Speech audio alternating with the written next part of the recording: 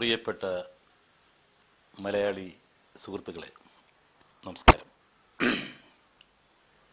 ഏകദേശം 38 വർഷമായിട്ട് ഞാൻ മദിരാശിയിലായിരുന്നു. അപ്പോൾ അവിടെ ഈ ഓണത്തിന് അത്ര വലിയ പ്രാധാന്യം ഒന്നുമില്ല.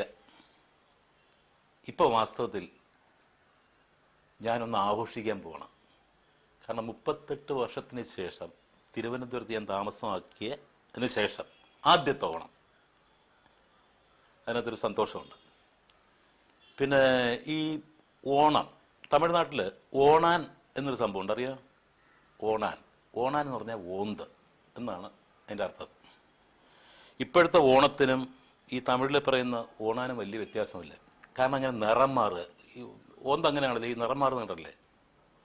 കാരണം സാഹചര്യങ്ങൾക്കനുസരിച്ച്, സന്ദർഭത്തിനനുസരിച്ച്, ജീവിതത്തിൻ്റെ ഓരോരോ തലങ്ങൾ കണക്കിലെടുത്തിട്ട് ഇങ്ങനെ മാറുക.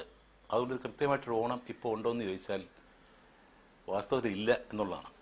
കാരണം ഒരു ഓണമൊക്കെ ആഘോഷിക്കാനുള്ളൊരവസ്ഥയല്ല ഇന്ന് നമ്മുടെ ജനങ്ങൾക്ക് മൊത്തത്തിലുള്ളത്.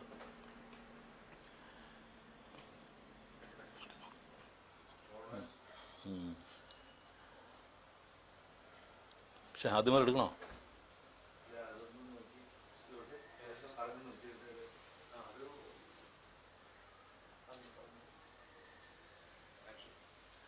അപ്പോൾ ഈ തമിഴിൽ ഓണാൻ എന്ന് പറഞ്ഞാൽ ഓന്ത് എന്നാ പറയുക.